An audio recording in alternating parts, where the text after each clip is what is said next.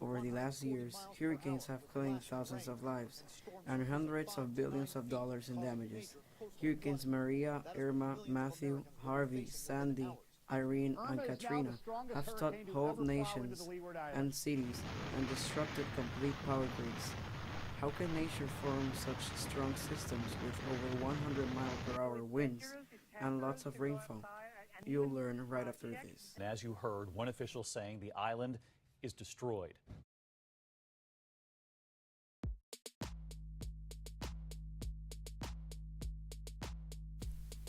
Hurricanes are the most violent storms on Earth. People call these storms by other names, such as typhoons or cyclones, depending on where they occur. The scientific term for all these storms is a tropical cyclone. They are all the same. Hurricanes only form over warm ocean waters near the equator because they use warm, moist air as their fuel. That air rises upward from near the surface. As the warm air rises, it leaves an area of lower air pressure below. To form a balance, the air from surrounding areas with higher pressure gets pushed into the low pressure area. Then the cycle goes on and on again, rising moist air and pushing new air below. All that water in the air goes on to form clouds. Since there are many changes in pressure, wind starts to form. Remember that wind is the result of changes in air pressure. That whole system of clouds and wind spins and grows and is fed from the ocean's heat and evaporating water.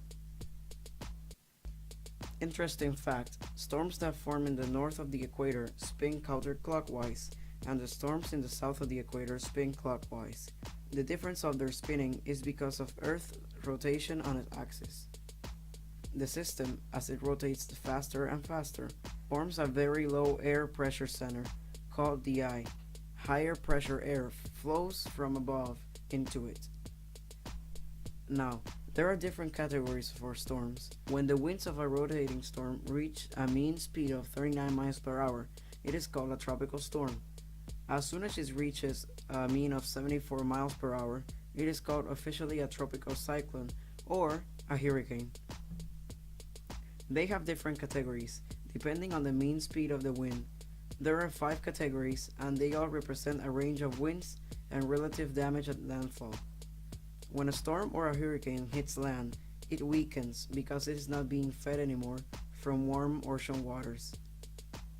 Before it dies out completely as a post-tropical cyclone, it dumps many and many inches of rain and causes a lot of wind damage.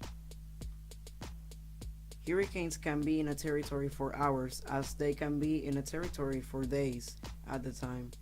This phenomenon can cause a real danger to life and property. It will literally blow your mind if you live through one. Scientists for the past decade have been accounting and processing the information of hurricanes, how much damage they have dealt, intensity, wind speed, and other parameters. They have found that global warming is playing a key role in how strong and how frequent these storms have become every year. The hurricane season in the Atlantic runs from June 1st to November 30th.